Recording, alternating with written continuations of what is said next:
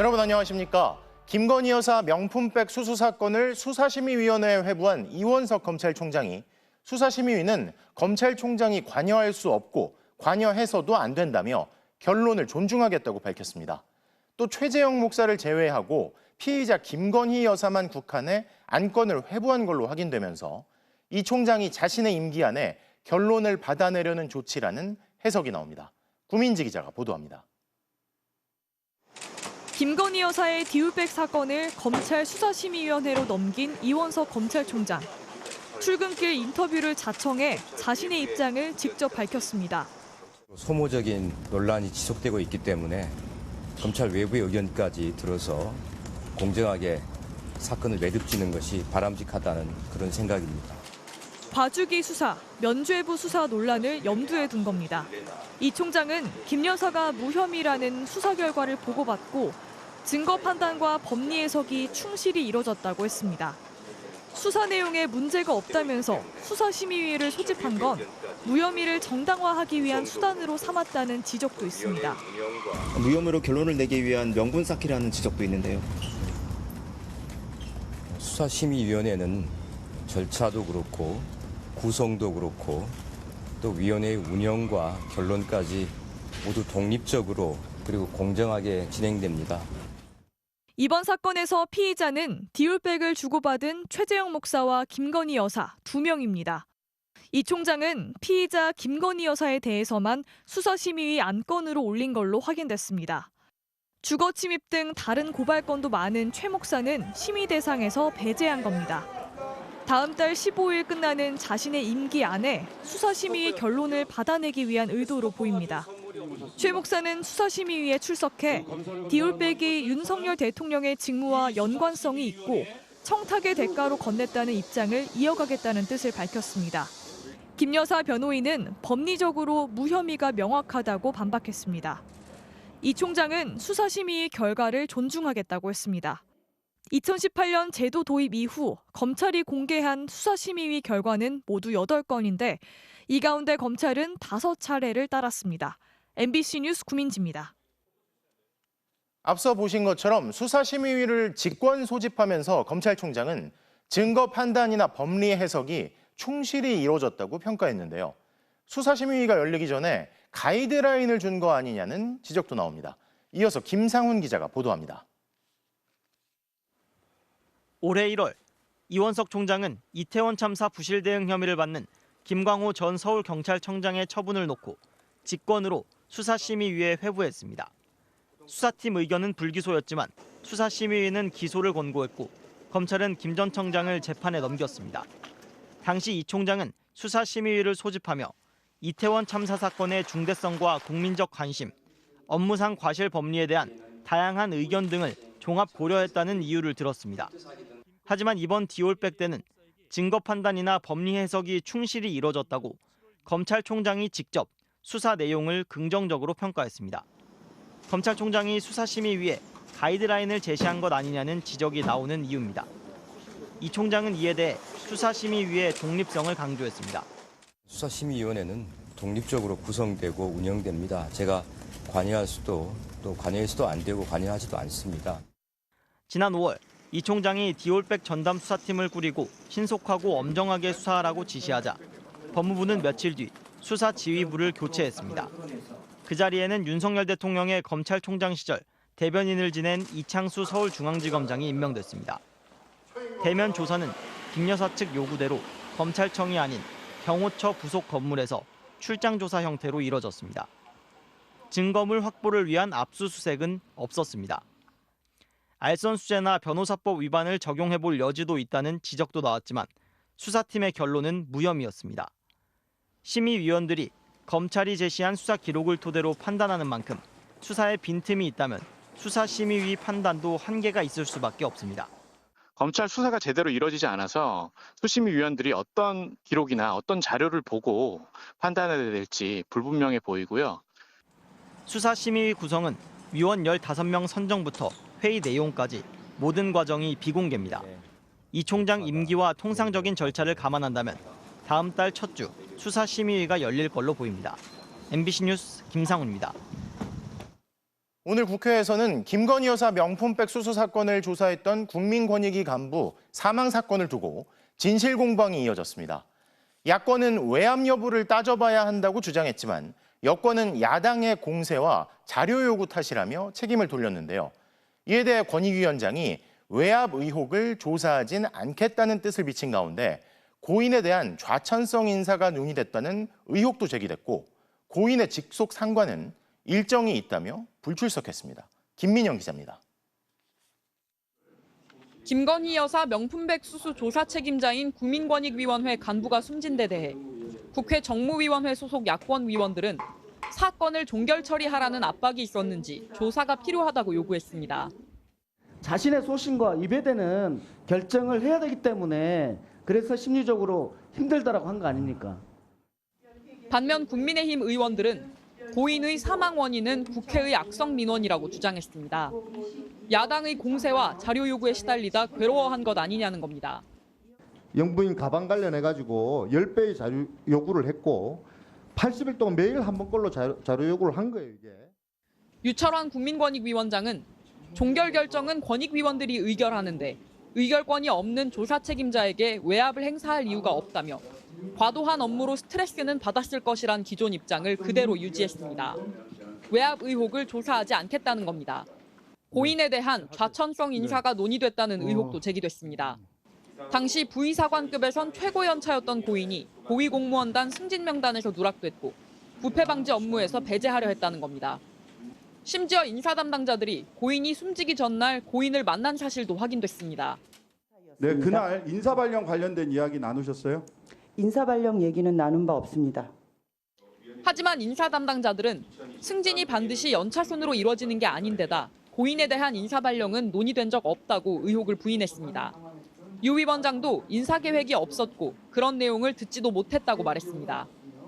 고인의 직속 상관으로 외압 의혹의 당사자인 정승윤 권익위 부위원장은 위원장 대신 권익위 회의를 주재한다며 불참했습니다. 그 권익위 회의에서 일부 권익위원은 사망 원인에 대한 진상조사가 필요하다고 거듭 요구했습니다. MBC 뉴스 김민영입니다. 민주당이 현 정부의 독도 지우기 의혹을 조사하겠다고 나선 데 대해 대통령실이 괴담을 퍼뜨리고 있다며 강하게 반발했습니다. 야당은 도둑이 재발절인 것 같다며 독도를 지우려는 증거들이 차고 넘친다고 반박했습니다. 구승은 기자가 보도합니다.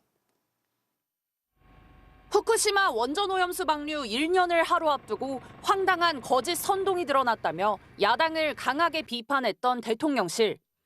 이번엔 독도 지우기 의혹을 제기한 데 대해 묻지마 괴담 선동이라고 주장했습니다. 광우병, 사드, 후쿠시마에 이어서 이제는 독도 지우기의 계엄령 준비설까지. 야당은 괴담이 아니고선 존재 이유가 없는 겁니까? 독도는 역사적, 지리적 국제법상으로 우리 영토라며 우리 영토에 대해 거대 야당이 독도 영유권을 의심하는 게 더 큰 문제라고 비판했습니다. 그러면서 야당의 문제 제기를 친일 프레임 공세로 치부했습니다. 친일 프레임 공세를 이어가기 위해 오직 정부 공격령으로 독도까지 끌어들이는 모습을 보면 과연 공당이 맞는지. 더불어민주당은 최근 전쟁기념관과 서울 일부 지하철 역사에 있는 독도 조형물이 철거된 사실에 주목하며 윤석열 정부의 독도 지우기 의혹을 진상조사하겠다고 밝혔습니다.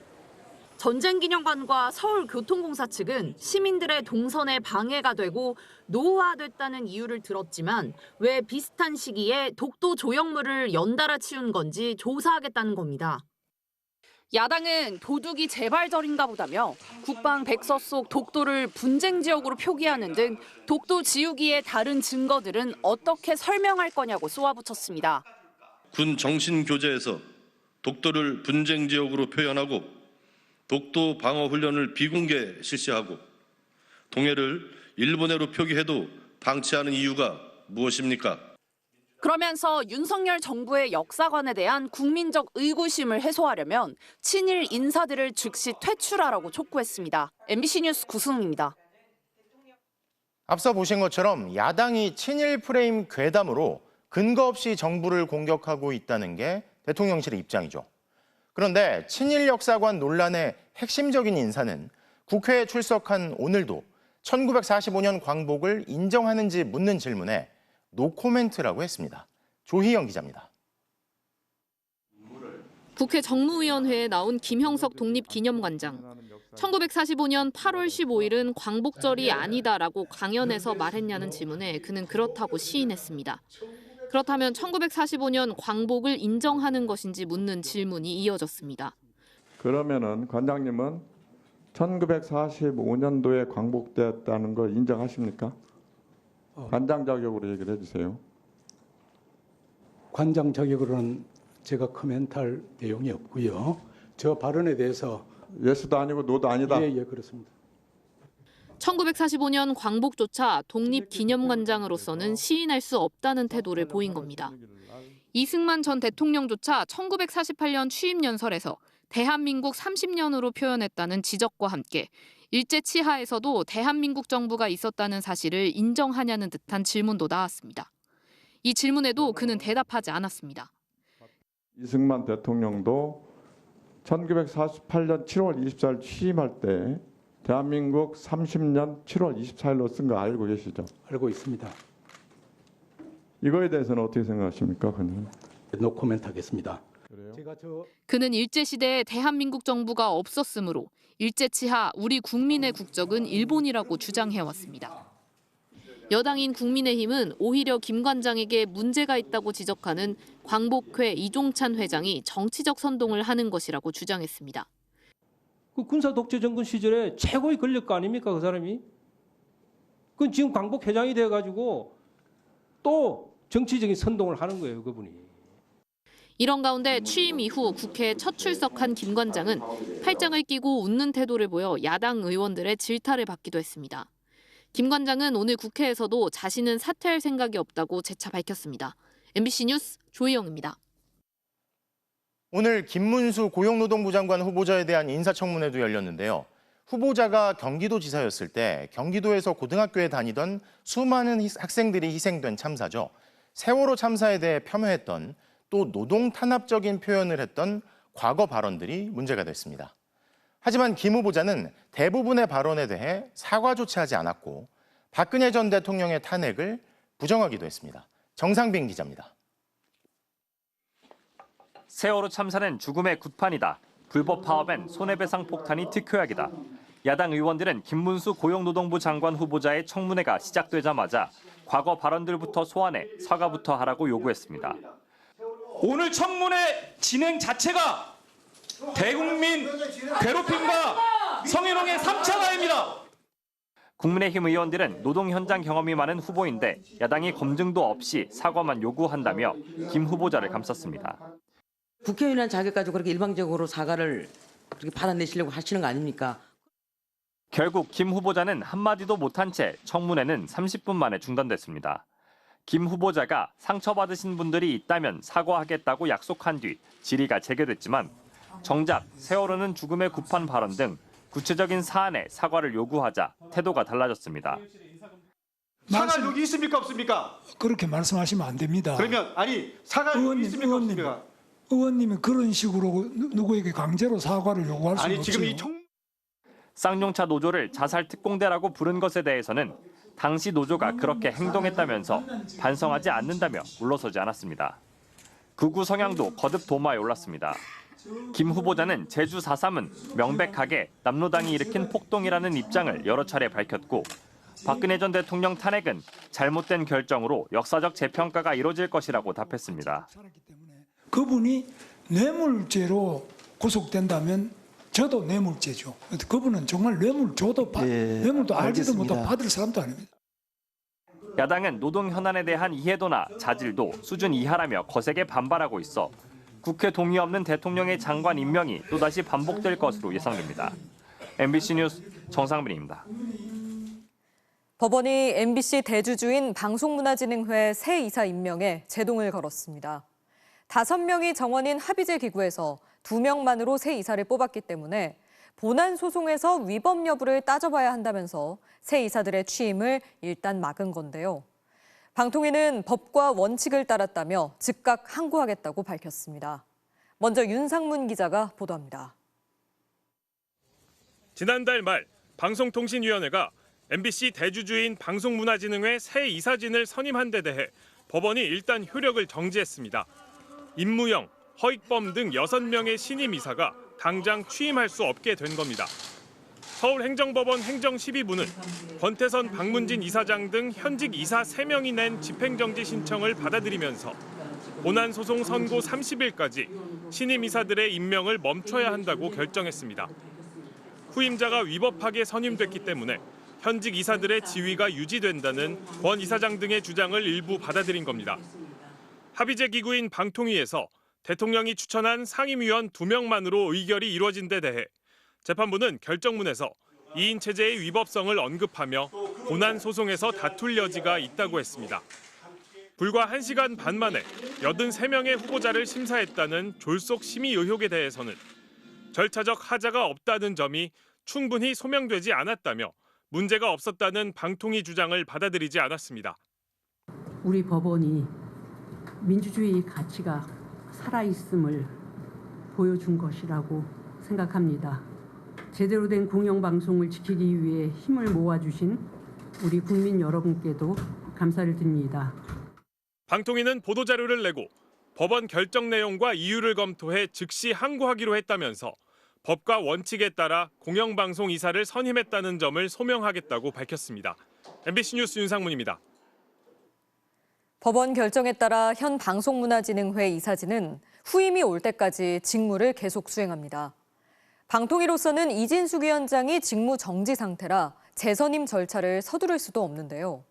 이 위원장이 탄핵 심판 뒤 복귀해 박문진 이사 선임을 재차 시도하더라도 지금으로선 2인 체제 한계를 벗어나기 어려워 보입니다. 이용주 기자가 보도합니다. 차기 방송문화진흥회 이사 선임의 효력이 정지됨에 따라 당초 이달 12일까지였던 현 박문진 이사들의 임기는 무기한 연장됩니다. 임기가 끝난 임원은 후임자가 임명될 때까지 직무를 수행한다는 방문진법 조항이 적용되기 때문입니다. 지난달 31일 방송통신위원회가 선임했던 박문진 새 이사 6명은 집행정지 항고심 결과가 바뀌지 않으면 최소 1년 이상 걸릴 본안소송 판결 전에 취임할 수 없습니다. 상임위원 5인이 정원인 방통위로선 위원장과 부위원장의 취임 당일 2사람만으로 회의를 열어 이사들을 선임했다 제동이 걸린 겁니다. 그렇다고 방통위가 당장 새로운 이사들을 선임하기도 여의치 않습니다. 방통위 전체 회의는 위원장 단독 또는 2인 이상 위원이 요구해야 열 수 있습니다. 현재 이진숙 위원장은 국회 탄핵소추로 직무가 정지돼 있고 남은 위원은 김태규 부위원장 1명뿐입니다. 의결은커녕 회의를 열 수도 없는 상태입니다. 따라서 방통위는 이진숙 위원장이 헌법재판소의 탄핵 심판에서 기각이나 각하 결정을 받아 직무에 복귀하면 박문진 이사 재선임을 시도할 것으로 예상됩니다. 헌재 탄핵 심리는 최장 6개월이 걸리지만 이르면 연말쯤 결론이 날 가능성도 있습니다. 그러나 이 위원장이 돌아오더라도 방통위의 2인 체제를 둘러싼 법적 공방은 피하기 어려워 보입니다. 작년 9월과 올해 5월 재판부 2곳이 2인 체제 위법성을 지적한 데 이어 오늘 재판부도 기본적, 원칙적으로 정치적 다양성을 반영한 상임위원 5명으로 구성된 방통위 회의가 방송의 공정성과 독립성을 위한 전제라고 밝혔습니다. 특히 2인의 위원으로 중요 사항을 심의 의결하는 것은 방통위법이 추구하는 입법 목적을 저해하는 면이 있다고 못 박았습니다. MBC 뉴스 이용주입니다.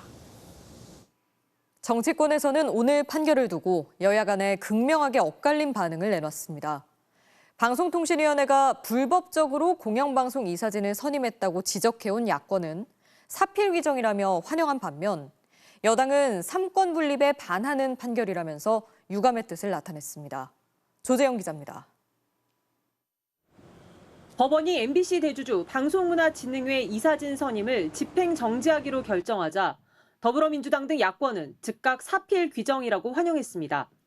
여권 인사만으로 구성된 2인 방통위가 갖는 위법성, 부실하고 졸속적인 이사 선임의 위법성이 재확인됐습니다. 공영방송 장악에 눈이 멀어서 방통위가 벌인 쿠데타의 위법성과 절차적 하자가 적나라하게 드러났다. 윤석열 정권의 언론 장악 폭주 기관차에 제동이 걸렸다고도 평가했습니다. 국회 과학기술정보방송통신위원회에 출석한 방송통신위원회 김태규 직무대행은 2인 체제 결정은 문제가 없다며 이번 결정의 의미를 낮게 평가했습니다. 예, 그 입장은 변함이 없고 지금 나타난 판단은 전체 소송 과정의 일부분이고 그 첫 단추 정도의 의미를 가진다는. 국민의힘은 한 발 더 나아가 3권 분리 번칙에 반하는 결정에 깊은 유감을 표한다고 반발했습니다. 절차와 규정에 따라 이루어진 인사권 집행이 사법부 결정에 의해서 그 효력이 침해됐다. 3권 분리 원칙에 반한 거다. 국민의힘은 돌발적인 결정으로 공영방송 정상화에 중대한 지장이 생겼다며 본안 소송과 방통위 항고 소송에 신속한 판단을 기대한다고 했습니다. 반면 야당 몫의 방통위원 2명을 추천하겠다고 예고했던 민주당 등 야당 의원들은 이제라도 방통위를 정상화해 공영방송 이사진을 재선임해야 한다고 요구했습니다. 대통령실은 사법부의 판단은 늘 존중한다며 항고심 판단을 지켜보겠다고만 밝혔습니다. MBC 뉴스 조재영입니다. 당대표에 당선되면 공수처 수사와 관계없이 제3자 추천 최상병 특검법을 발의하겠다고 약속했던 한동훈 국민의힘 대표가 오늘 말을 바꿨습니다. 야당이 특검법 발의를 압박하는 것은 여권의 분열을 노리는 포석이라면서 따라갈 이유가 없다고 선을 그은 건데요. 야당에서는 한 대표를 신뢰할 수 없다며 당대표 회담을 할 이유가 있느냐는 격한 반응이 쏟아졌습니다. 손하늘 기자입니다. 국민의힘 한동훈 대표에게 최상병 제3자 특검법을 발의하라며 열흘 전 최후 통첩을 했던 더불어민주당. 시한 마지막 날인 오늘 한동훈 대표가 답을 내놨습니다. 한 대표는 특검법 발의 압박은 여권의 분열을 노리는 포석이라며 따라갈 이유가 없다고 선을 그었습니다. 당대표 후보 시절에는 공수처 수사와 관계없이 특검법을 발의하겠다고 했지만 오늘은 공수처 수사를 보고 특검해도 늦지 않다는 의견도 논리적으로 맞는다고 말했습니다. 그러면서 정 급하면 민주당이 제3자 추천 특검법을 새로 발의하라며 공을 넘겼습니다. 대표 당선을 전후로 불과 2달 만에 약속을 사실상 뒤집었다는 비판이 나옵니다. 공수처의 수사 종결 여부를 제가 말하는 특검법 발의의 조건으로 달지 않겠습니다. 제가 당대표가 되면 국민의힘에서 그렇게 진실 규명을 할 수 있는 특검을 발의하겠다는 말씀을 드립니다. 친한동훈계 인사들은 당내 여론을 설득하는 과정에 있다며 엄호에 나섰습니다. 물론 10명, 20명의 의원들이 발의할 수 있겠지만 당내 논의를 거치지 않고 그렇게 발의하는 것이 당내 분열만 조장할 것이기 때문에 바람직한 모습도 아니지 않습니까? 야당은 이런 한 대표를 어떻게 신뢰하겠냐고 비판했습니다. 한 달이라는 시간이 주어졌는데 못한다. 그럼 2달 주어지면 가능하고 3달 주어지면 가능한 것이냐. 약속을 어기게 된 것에 대해서 대국민이 사과를 해야 됩니다. 바지 사장 아니냐, 공수표를 날린 거냐는 비아냥은 물론 당과 용산을 설득하지 못하는 당대표와는 여야 회담을 할 이유가 없다는 격한 반응까지 나왔습니다. 최상병 제3자 특검 발의 문제는 당장의 한동훈, 이재명 두 당대표 회담은 물론 곧 시작될 9월 임시국회와 민생법안 협치 그리고 한 대표를 둘러싼 신뢰 논란까지 전방위적으로 번질 조짐을 보이고 있습니다. MBC 뉴스 손하늘입니다. 19명 사상자를 낸 부천 호텔 화재 속보입니다. 경찰이 호텔 업주 등 2명을 입건하고 출국 금지 조치를 내리는 등 수사가 본격화되고 있는데요. 화재 당시 대피 유도가 적절히 이뤄졌는지 또 평소 호텔이 안전관리를 제대로 했는지 들여다보고 있습니다. 송정훈 기자가 취재했습니다. 부천 호텔 화재 당시 연기가 건물 내부에 급속도로 확산되기까지는 불과 2분이 채 걸리지 않았습니다. 불이 시작된 810호 문이 열려 있었기 때문입니다. 회사 노트북, 옷들하고 시계하고 차키하고 법인카드랑 간호카드, 핸드폰만 들더라. 최초 119에 신고한 건 30대 호텔 직원으로 타는 냄새가 난다는 손님의 말에 810호 객실을 확인하러 갔다가 화재 사실을 인지했습니다. MBC가 입수한 신고 녹취록에 따르면 신고를 접수한 소방 관계자는 안에 있는 사람 대피했냐, 대피 먼저 해달라고 말합니다. 그러자 호텔 직원이 밖으로 나가야 돼요 고객님이라고 안내하는 듯한 음성이 녹음됐지만 다 대피했냐는 질문에는 더 이상 말을 잇지 못했습니다. 소방기본법상 관계자에게 대피 유도 등 안전조치 의무가 있다고 규정돼 있는 만큼 경찰은 직원 등 호텔 관계자들이 적절한 구호 조치를 했는지 여부를 들여다보고 있습니다. 다만 직원이 불을 발견했을 때는 이미 유독가스와 연기가 퍼진 상태여서 대처가 쉽지 않았을 걸로 추정됩니다. 또 평소 호텔 측이 안전관리와 화재 예방 조치를 제대로 했는지도 조사 대상입니다. 화재 원인이 누전 등 전기적 요인으로 추정되고 있기 때문입니다. 그런데 바로 밑에 그 에어컨에서 불똥이 떨어져서 밑에 소파에, 침대에 바로 옮겨 붙으면서. 경찰은 40대 호텔 업주 등 2명을 업무상 과실치사상 등의 혐의로 입건하고 출국 금지 조치를 내렸습니다. 이번 화재로 숨진 7명의 발인은 오늘 모두 마무리됐습니다. MBC 뉴스 송정훈입니다. 해마다 숙박시설에서만 300건 넘는 화재가 발생하지만 소방조사 결과 2018년 이전에 지어진 10층 이하 숙박업소엔 대부분 스프링클러가 없는 걸로 나타났습니다. 현행법상 의무 설치 대상이 아니기 때문인데요. 하지만 이번처럼 한 번 불이 나면 큰 인명피해로 이어질 수 있는 만큼 간이 스프링클러라도 설치하게 해야 한다는 지적이 나옵니다. 이어서 손구민 기자가 보도합니다. 고시텔 화재 신고를 받고 출동한 소방대원들이 골목을 비집고 서둘러 이동합니다.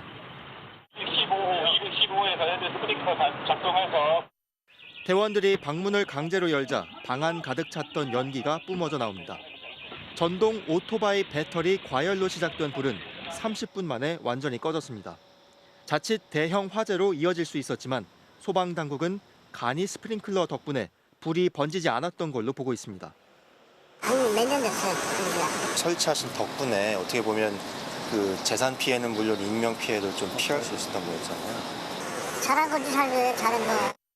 2018년 7명이 숨진 서울 종로 9길 고시원 화재를 계기로 고시원은 간이 스프링클러 설치가 의무화됐습니다. 수도관에서 물을 끌어오는 일반 스프링클러와 달리 간이 스프링클러는 저수조에서 물을 끌어오는 방식이어서 건물 배관 전체를 뜯지 않아도 설치가 가능합니다.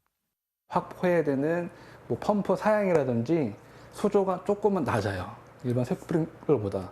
그렇기 때문에 어떤 공간 확보도 적게 필요하고. 하지만 불이 난 부천 호텔은 간이 스프링클러조차 의무 설치 대상이 아니었습니다. 2022년 개정된 소방법에선 숙박시설들은 층수 상관없이 전체 면적 300제곱미터 이상이면 간이 스프링클러를, 600제곱미터 이상이면 일반 스프링클러를 설치하겠습니다. 하지만 소급 적용은 하지 않아 2004년 지어진 부천 호텔은 대상에서 제외됐습니다. 의무 대상도 아닌데 업주 입장에선 굳이 수천만 원을 들여 설치할 이유가 없는 겁니다. 전문가들은 스프링클러 의무 설치 규정을 소급 적용하거나 설치를 유인할 만한 대책을 마련해야 한다고 말했습니다. 화재 보험료와 연동을 시켜서 화재 보험료로 인하해 준다든지 세금을 감면해 준다든지 이런 추가적인 지원책도 필요하리라고. 게다가 숙박업소 투숙자 대부분은 낯선 건물 구조에 피난이 쉽지 않다 보니 초기 진화가 특히 중요하다는 지적입니다. 지난 5년간 발생한 숙박시설 화재는 1,800건이 넘고 32명이 목숨을 잃었습니다. MBC 뉴스 손구민입니다. 제10호 태풍 산산이 일본 열도를 따라 움직이고 있는데요. 우리도 내일부터 태풍특보가 내려질 수 있는 가운데 이 태풍은 무더위에도 영향을 줄 것으로 보입니다. 어떤 관측이 나오는지 김현지 기자입니다. 일본을 향해 북서진 중인 제10호 태풍 산산. 모레 가고시마 앞바다에서 매우 강까지 세력이 커지고 29일엔 가고시마 부근 육상에 진출할 걸로 전망됩니다. 이후 일본 열도를 따라 북동진할 걸로 보입니다. 우리나라엔 내일부터 31일 사이 먼바다에 태풍특보가 내려질 수 있겠습니다. 태풍 산산이 북상함에 따라 화요일부터 남해상과 동해상 먼바다를 중심으로는 강풍과 높은 물결이 일겠으니 해상 안전에 유의하시기 바랍니다. 태풍은 우리나라의 무더위 상황에 영향을 미치겠습니다. 올 여름 기록적인 더위는 한반도 상공의 티베트 고기압과 북태평양 고기압이 겹쳐 있던 탓인데 현재 티베트 고기압은 서쪽으로, 북태평양 고기압은 동쪽으로 물러난 상태입니다. 이 틈으로 북쪽에 찬 공기가 내려와 선선한 밤 날씨를 보이겠습니다. 오늘 최저기온은 22에서 27도였는데 내일은 22에서 26도, 모레엔 20에서 25도까지 떨어지겠습니다. 다만 여전히 대기 하층에는 서풍과 태풍이 뜨거운 열기를 불어넣어 낮더위는 이어질 걸로 보입니다. 모레부터 30일엔 태풍으로 강한 동풍이 불어 백두대간 서쪽 지역엔 승온 효과로 기온이 더 올라갈 예정입니다. 태풍이 지나간 31일엔 북풍이 유입되며 더위가 주춤하겠지만 다음 달 1일 이후에는 티베트 고기압도 다시 동쪽으로 확장되면서 습하고 따뜻한 서풍을 불러와 기온이 올라가겠습니다. 다만 다음 달 5일까지 예보된 낮 최고 기온은 30에서 33도로 8월에 비해선 폭염 기세가 다소 꺾일 전망입니다. MBC 뉴스 김현지입니다. 마트 문이 열리자마자 할인 중인 배추를 쓸어 담는 진풍경이 벌어지고 있습니다. 기록적인 폭염이 이어지면서 더위에 취약한 채소, 과일 값이 들썩이고 있기 때문인데요. 폭염은 길어지고 추석은 빨리 찾아와서 명절 물가 불안이 커지고 있습니다. 박진주 기자가 취재했습니다. 오전 10시 마트의 문이 열리자마자 고객들이 한 곳으로 몰려갑니다. 배추 진열됩니다. 카트는 물론 손수레까지 몰고 와 배추를 쓸어 담습니다. 10,000원 넘을 줄 알았거든. 근데 생각보다 많이 싼데. 포기김치 하려고 애들하고 먹으려고. 이 대형마트의 배추 한 포기 가격은 4,980원. 연중 할인으로 시세보다 30% 싸게 내놨는데 미리 준비한 하루 60포기 물량이 30분 만에 동이 났습니다. 산지하고 계약하다 보니까 저렴하게 판매하다 보니까 한 30분 내지 20분 정도 오면 완판되고 있습니다. 배추 한 포기 소매가는 7,419원. 한 달 전보다 39% 올랐습니다. 역대급 폭염에 채소와 과일 가격이 일제히 오른 겁니다. 시금치는 100g 기준 3,729원으로 지난달보다 114%나 뛰었고 무값은 38% 올랐습니다. 당근도 5,000원 주고 사고 파프리카 아까 7,000원도 왔어요. 추석이 3주 앞으로 다가와 물가 불안감은 커지고 있습니다. 올해 전통시장 기준 4인 가족 차례상 비용은 평균 28만 7천 원으로 지난해 추석보다 9% 더 들 것으로 예상됩니다. 배도 비싸고 사과도 많이 비싸고. 또 속상하긴 하지만 일단은 이제 산소 가서 부모님께 올리는 거니까. 정부는 추석을 앞두고 배추와 무, 배 등 추석 성수품 17만 톤을 시장에 풀겠다고 밝혔습니다. 봄철에 비축해둔 배추를 하루 400톤씩 방출하겠다고 했는데 상품 질이 떨어질 수 있다는 걱정도 있습니다. 무 같은 경우는 열이 또 많으면 안에서 썩어버려요. 배추도 다 녹아버리고 상추도 다 녹아버리고 여름에는 비축 못해야 다 녹아버려가지고. 정부는 오는 28일 경제관계 장관 회의를 열어 추석 민생 안정 대책을 발표하기로 했습니다. MBC 뉴스 박진주입니다. MBC는 앞서 서울대 인하대에서 벌어진 딥페이크 합성물 성범죄를 연속 보도해드렸는데요. 그런데 이 같은 딥페이크 합성물 범죄가 청소년들 사이에도 퍼져 있는 것으로 드러났습니다. 경찰이 올해 서울에서만 10대 청소년 10명을 입건했습니다. 이문현 기자가 취재했습니다. 중고생들을 대상으로 딥페이크 합성물을 만들어 공유하는 텔레그램 단체 채팅방입니다. 여학생으로 추정되는 얼굴을 나체에 합성한 사진과 동영상들이 수없이 올라옵니다. 학교에서 몰래 찍은 영상을 올리고 500명 이상 구독을 하면 추가로 영상을 올리겠다고 합니다. 딥페이크 동영상과 함께 피해 여성의 이름과 휴대전화 등도 고스란히 노출됩니다. 방장으로 추정되는 참가자는 피해자의 SNS 아이디와 약점을 알려주면 몸 사진을 주겠다고 홍보하기도 합니다. 학교별로 채팅방이 개설돼 있고 2000년생부터 2010년생까지 출생 연도로 분류돼 있기도 합니다. 저희 학교 방이 있다는 걸 알았을 땐 좀 많이 불안했죠. 제가 있을지도 모르고 제가 아는 친구들이 있을지도 모르는데 방 이름이 06이었거든요. 96년생이라 저희가. 지인의 출생 연도와 실명을 거론하며 딥페이크 사진을 찾는가 하면 심지어 어제 오늘은 피해 학생들의 학교와 이름까지 퍼지고 있습니다. 피해자들 명단이 몇 명 떴다는 거예요. 7명으로 제가 아는 친구가 이름이 들어가 있더라고요. 취재진이 확인한 딥페이크 텔레그램방 한 곳은 참가자가 1,100명, 다른 한 곳은 1,300명에 달했는데 참가자 수는 계속 늘었습니다. 피해자가 재학 중인 걸로 알려진 학교들은 피해 여부 확인과 대책 마련에 나섰습니다. 저희도 아까 1시 한 40분 정도에 보고 받았거든요. 학생부장님한테 모 학교의 가해 학생이고 우리 학교 학생들 중에 그 피해 학생이 있다. 알아보고 있는 상황이에요. 충북의 한 고등학교는 남학생 5명이 여학생 딥페이크 합성물을 만들었다는 신고를 접수해 학교 폭력 조사에 착수했습니다. 수사 의뢰를 먼저 했고 이렇게 크게 들키는 본인들도 몰랐다고 얘기를 하는데 행위 자체가 잘못됐다는 거는 아이들도 인지하고 있습니다. 경기도 교육청도 타인 정보를 동의 없이 올리거나 전송하지 않도록 디지털 성범죄 대응과 예방 교육을 해달라는 공문을 오늘 각 학교에 긴급 전달했습니다. 경찰은 올해 텔레그램을 기반으로 딥페이크 합성물을 제작하고 유포한 혐의로 서울에서만 10대 청소년 10명을 입건해 조사하고 있습니다. MBC 뉴스 이문현입니다. 10대들까지 딥페이크 합성물의 피해자가 되고 있다는 사실이 드러났고 누구나 피해자가 될 수 있다는 공포도 커지고 있습니다. SNS에는 피해 학교 명단이라는 리스트가 공유됐고 가해자를 엄벌하고 신상을 공개해달라는 국민청원도 등장했습니다. 정한솔 기자가 취재했습니다. 텔레그램 딥페이크 성폭력 피해가 발생하고 있다는 학교 명단입니다. 실제인지 여부는 확인되지 않은 채 전국의 대학교는 물론 중고등학교 수백 곳의 이름이 SNS를 통해 공유되고 있습니다. 없는 학교가 없을 정도로 굉장히 많고 방을 검색을 하면 지역별 학교별로 다 나온다. 저를 누가 딥페이크를 했대요. 제 얼굴 막 캡처하고 무슨 이상한 외국 앱에서 막 이미 올렸다 했는데 사이트에 여군을 상대로 딥페이크 합성물을 만드는 텔레그램 방도 있는 것으로 전해졌습니다. 참가자도 자기가 현역 군인이라는 걸 인증해야 들어갈 수 있는데 가해 대상으로 찍힌 여군한테 이른바 능욕 메시지를 보내고 인증샷을 보내라는 말이 오갑니다. 이렇게 딥페이크 합성물의 대상이 대학생뿐 아니라 선생님, 중고생, 미성년자까지 광범위한 걸로 드러나면서 누구나 피해자가 될 수 있다는 공포가 커지고 있습니다.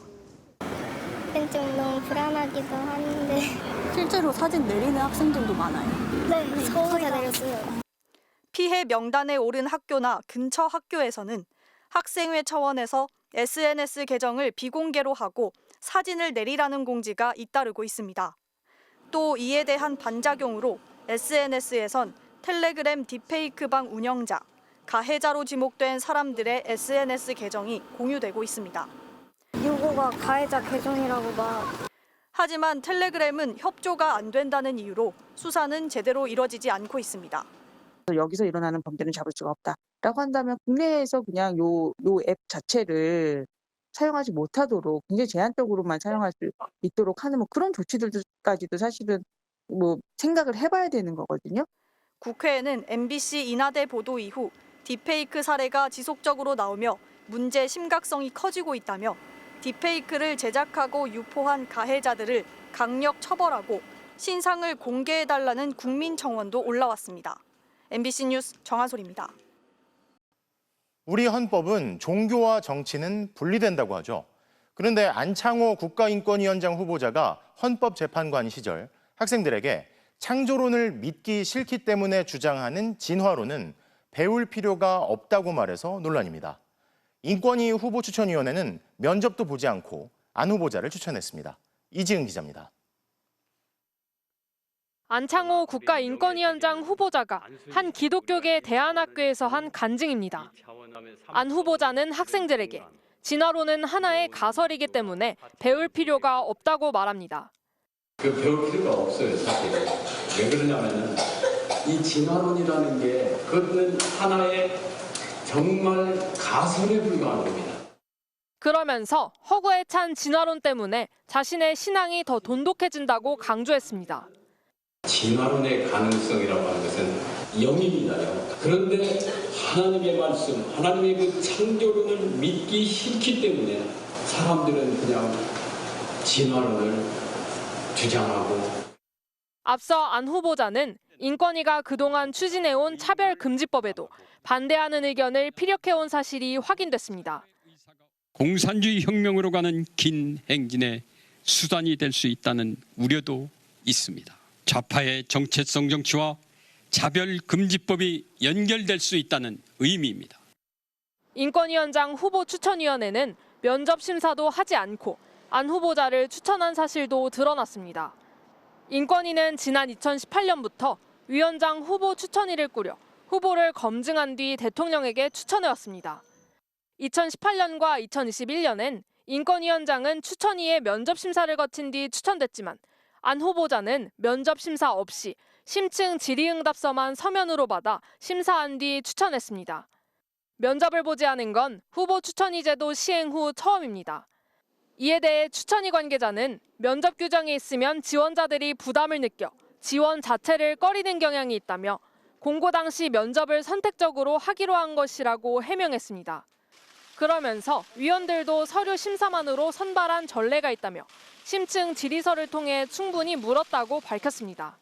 안 후보자는 발언 취지 등을 확인하려는 취재진 질의에 답하지 않았습니다. MBC 뉴스 이지은입니다. 인천 청라 전기차 화재 이후 불안감이 커지면서 배터리 이상을 알려주는 안전장치에 관심이 쏠리고 있는데요. 대표적인 게 배터리 관리 시스템, 이른바 BMS입니다. 배터리 전압 변화나 과열 여부를 감지하는 시스템인데 이 기술력을 높이려는 연구도 한창입니다. 박소희 기자가 취재했습니다. 전기차의 핵심, 배터리가 깔려있는 차량 하부 모습입니다. 배터리 한편에 작은 상자가 붙어 있습니다. 초록색 전자기판이 든 이 상자, 바로 BMS, 배터리 관리 시스템입니다. 배터리 전압과 온도를 모니터링하고 충전 상태를 감지해 과열이나 과충전을 예방하는 효과를 냅니다. 전기차 배터리의 두뇌인 셈입니다. 연자 뭐 이런 게 문제가 생기면 위험하니까 그런 게 다 이제 인지가 되면 차량의 어떤 시동을 꺼트린다든지. BMS는 이상 신호를 경고등으로 띄우거나 통신 기능을 통해 데이터로 전송합니다. 현대차의 경우 본사의 원격 제어 시스템으로 차주에게 안내하기도 합니다. 고전압 배터리 이상 진단이 저희 쪽에 감지가 된 부분이 있어서 고객님 잘 안 넣자. 차량 안에 경고등이 떴을 때 고객들이 많이 당황해 하셨었는데요. 저희가 선제적으로 먼저 전화를 드리니 안심이 된다는. 배터리 전문 기업인 LG 에너지 솔루션의 경우 BMS 기술 확보에 주력하고 있습니다. 배터리 셀 기준 13만 개 이상을 시험했고 8천여 개 관련 특허도 보유하고 있습니다. 약 10만 대 정도의 차량에 탑재를 했고 거기에서 90% 이상의 진단율이라는 것을 테스트를 해본 경험이 있고요. 다만 BMS는 배터리 이상을 감지하는 소프트웨어일 뿐 화재를 직접 처리하는 장비가 아닙니다. 또 BMS 자체의 오류로 인해 오히려 화재를 일으키는 요인이 될 우려도 있습니다. 차량용 소프트웨어 복잡성이 과거에 항공기를 넘어섰어요. BMS는 계속 지속적인 지금 배터리 업체나 차량 쪽에서의 과제예요. 전문가들은 전기차 배터리를 대량 생산한 역사가 15년 안팎으로 짧은 만큼 여전히 기술적 보완이 필요하다고 지적합니다. MBC 뉴스 박수희입니다. 계속되는 폭염으로 멍게가 집단 폐사했습니다. 고수온 현상에 어류 폐사가 급증하고 있는데요. 우리나라 멍게 생산량의 70%를 차지하는 통영 거제 해역을 가봤더니 대부분의 멍게가 죽거나 성장을 멈췄습니다. 김태석 기자가 취재했습니다. 경남 통영 한산도 앞바다의 멍게 양식장. 멍게가 붙어 자라는 봉줄을 끌어올려 보지만 살이 찬 멍게는 보이지 않고 멍게 껍질이나 홍합 같은 바다 생물만 붙어 있습니다. 이곳 해역엔 최근 바닷물 온도가 29도가 넘어가는 고수온 현상이 발생했습니다. 우리가 뜨거운 물로 멍게를 삶았다 할 정도의 최고 31도, 30도 내의 물이 유입이 되면서 이틀 만에 이렇게 폐사가 다 되어버린 겁니다. 다른 멍게 양식장도 사정은 마찬가지입니다. 연안보다 상대적으로 수온이 낮은 외해로 양식장을 옮겨보고 표층의 고수온을 피해 수심이 깊은 하층에 양식장을 꾸렸지만 모두 폐사를 피하지 못했습니다. 이게 꿈이었으면 싶고 하늘이 원망스럽고 너무나도 절망스럽고 허탈합니다. 통영과 거제의 멍게 어간은 약 200개. 우리나라 멍게의 70% 이상이 생산되고 있습니다. 그런데 이 지역 멍게의 95% 이상이 폐사한 것으로 추정됩니다. 멍게는 대체로 2년을 기른 뒤 출하하는데 올여름 어미와 새끼 모두 피해를 입어 수확철인 내년 상반기에 출하량이 급감할 것으로 보입니다. 어민들한테 실질적으로 도움이 되는 특별 재난구역 선포가 되는 그런 것도 지자체뿐만 아니고 정부에서 좀 고민을 해 주십사 이런 부탁을 드리겠습니다. 고수온에 강한 멍게로 대체하거나 품종 개량도 쉽지 않은 상황. 어민들은 매년 폭염이 몰려오면 멍게 양식을 포기해야 하는 것은 아닌지 우려하고 있습니다. MBC 뉴스 김태석입니다. 최근 우크라이나 전쟁을 비롯한 현대전에서 저비용 고효율의 핵심 무기로 자폭형 무인기가 급부상했는데요. 북한이 이 자폭형 무인기 시험 현장을 최초로 공개했습니다. 김정은 국무위원장이 더 많이 만들 것을 지시했다고도 하는데요. 러시아와의 군사협력 가능성도 제기됩니다. 보도에 양소연 기자입니다. 흰 색상의 십자형 날개를 단 무인기가 탱크 형상의 물체에 수직으로 떨어진 뒤 폭발합니다. 북한이 최초 공개한 자폭형 무인기입니다. 북한 관영 매체들은 김정은 위원장이 지난 24일 무인기 성능 시험을 지도하면서 더 많은 자폭형 무인기를 개발 생산할 것을 지시했다고 전했습니다. 각종 무인기들은 설정된 각이한 항로를 따라 비행하였으며 모두 지정된 표적을 정확히 식별하고 타격 소멸했습니다. 북한이 공개한 무인기는 삼각형과 십자형 날개의 두 종류. 이 가운데 십자형 무인기는 러시아제와 유사해 북러 간 군사 협력 가능성도 제기됩니다. 실제 지난해 9월 김정은 위원장 방문 당시 러시아는 자폭형 무인기 5대를 선물했습니다. 러시아가 우크라이나 전쟁을 치르면서 이 무인기에 대한 의존율이 굉장히 높거든요. 러시아의 098 개연성 최근의 북러 밀착 보도로 본다면 매우 높다고 봐야 되고. 자폭형 무인기는 제작 비용이 저렴하고 레이더에도 잘 포착되지 않아 현대전에서 전차와 장갑차, 대공 방어무기 등 다양한 표적을 공격하는 데 사용되고 있습니다. 이 때문에 우리 군 당국도 지난 20일 을지 자유해방패 훈련의 일환으로 북한 무인기에 의한 테러 시도 등을 상정한 통합 방위 훈련을 실시했습니다. 우리 군은 북한의 무인기에 대한 탐지 및 요격 체계를 철저히 갖추고 있습니다. 전문가들은 북한의 자폭형 무인기 공개가 한미 연합훈련에 대응한 심리전 차원의 성격도 있다고 분석했습니다. MBC 뉴스 양소연입니다. 더불어민주당 김남국 전 의원이 가상자산 투자로 거액을 벌어들인 사실을 숨기기 위해 허위 재산 신고를 한 혐의로 불구속 상태에서 재판에 넘겨졌습니다. 서울 남부지검은 2021년과 2022년 국회의원 재산 신고 당시 가상자산 예치금 중 일부만 은행 계좌로 송금해 재산 총액을 맞추는 방법으로 재산 변동 사실을 감추려 했다고 보고 김 전 의원을 기소했습니다. 삼성 준법감시위원회는 논란이 된 한국경제인협회, 한경협에 삼성이 회비를 납부하는 문제와 관련해 자율적 판단에 따르라며 사실상 납부를 승인했습니다. 한경협은 이른바 국정농단과 정경유착으로 물의를 빚은 전국경제인연합회, 전경련에서 지난해 명칭을 바꿨고 현대차와 SK 등은 회비 납부를 이미 마친 것으로 알려졌습니다. 2차 세계대전 당시 강제 동원된 노동력으로 성장한 독일의 한 기업이 자신들의 부끄러운 역사를 적은 책을 내놨습니다. 강제 동원을 적시하며 사과하고 또 사과했는데요. 같은 전범 국가인 일본과 달리 독일에선 여전히 역사에 대한 반성이 이어지고 있습니다. 베를린에서 김민찬 특파원이 보도합니다. 130년 넘게 독일 국민의 사랑을 받고 있는 비스킷 라이프니츠입니다. 이 비스킷을 만드는 발제는 4대에 걸쳐 지금까지 성장해온 독일의 대표적 가족 기업입니다.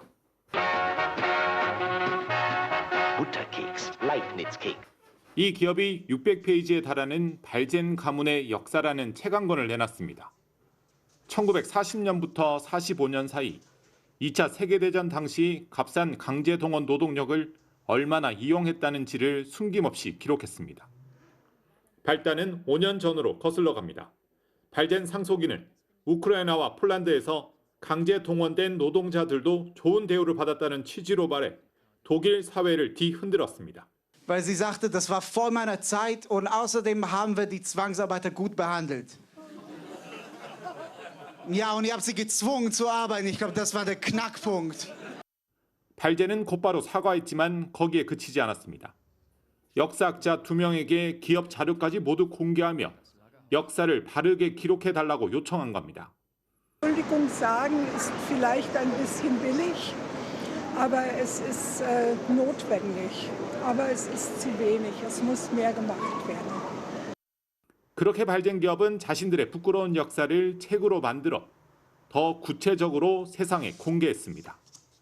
800여 명의 강제 동원된 노동력, 인종차별, 열악한 의료 서비스와 낮은 임금, 여기에 강제 동원된 노동자들을 구분할 수 있는 표식이 적힌 옷까지 입혔다는 사실도 숨김없이 책에 적었습니다.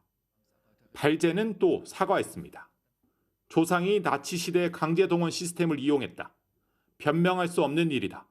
어려운 진실을 더 일찍 직시하지 못해 후회한다며 반성했습니다.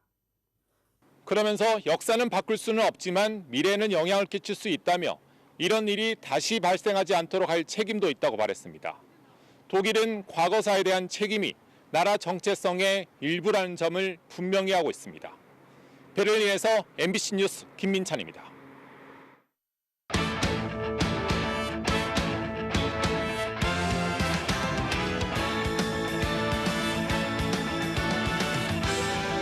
월요일 밤 스포츠 뉴스입니다.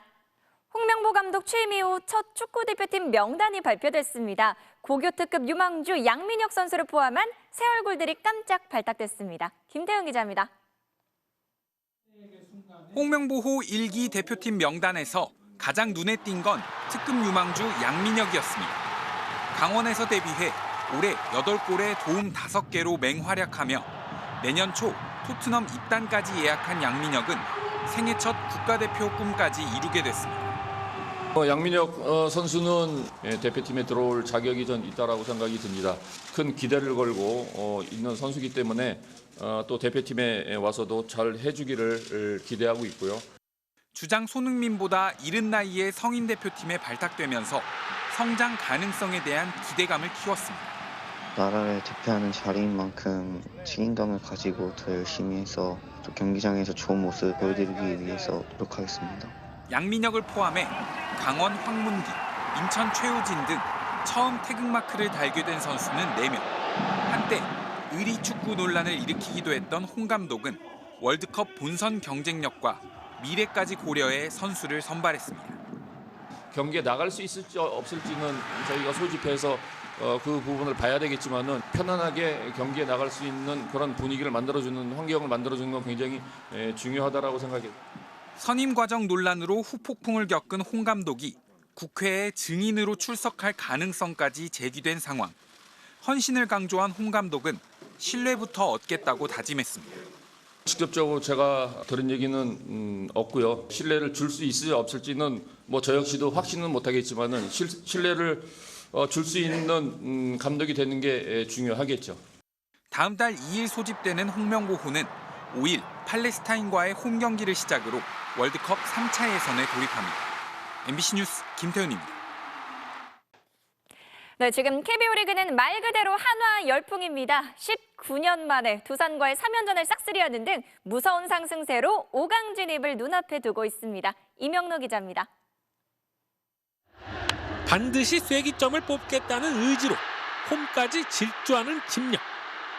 뒤집혔던 경기도 연장으로 끌고 가 기어이 역전승을 일궈내는 근성. 그리고 살얼음판 리드를 지켜낸 에이스의 책임감까지. 한화는 누가 봐도 강팀이었습니다. 2005년 이후 무려 19년 만에 달성한 두산전 3연승. 그 사이 11차례나 한국 시리즈에 오른 두산을 상대로 꼴찌만 8번한 만년 하위팀 한화가 확실히 달라졌음을 보여준 사건이었습니다. 최근 10경기 성적 8승 2패로 전체 1위. 9위였던 순위가 6위 SSG와 승차 없는 7위까지 뛰어올랐고 가을 야구 마지노선인 5위에 단 한 경기 차로 접근했습니다. 무엇보다 도전 자체가 전부였던 야구 미생들의 눈부신 활약이 한화를 더 빛나게 합니다. 4년 만에 승리를 거둔 이적생 투수 이상규. 너무 힘들었던 시간이었어. LG에서 이제 약간 신고 선수까지도 갔기 때문에 스스로 약간 야구를 하고 싶어도 못할 수도 있겠구나라는 시간이 좀 야구를 하고 싶었습니다. 30 나이에 꼽힌 장진혁과 독립리그 출신 황영묵의 몸을 날린 플레이는 승리 이상의 의미로 다가옵니다. 어떻게 보면 조금 기회가 많이 없었는데 근데 그 전에 제가 해왔던 그런 노력들을 그냥 야구장에서 후회 없이 하자라는 생각으로 했었는데 제가 여기 오는데 6년 걸렸는데 한 번도 제가 못할 것 같다, 안 될 것 같다는 생각 한 번도 해본 적 없고 야구를 너무 사랑하는 것 같습니다. MBC 뉴스 이명노입니다. 남자 장대 높이 뛰기의 듀플란티스가 6m 26의 세계 신기록을 작성했습니다. 파리올림픽에서 자신이 세운 세계 기록을 3주 만에 1cm 경신했네요. 월요일 밤 스포츠 뉴스였습니다.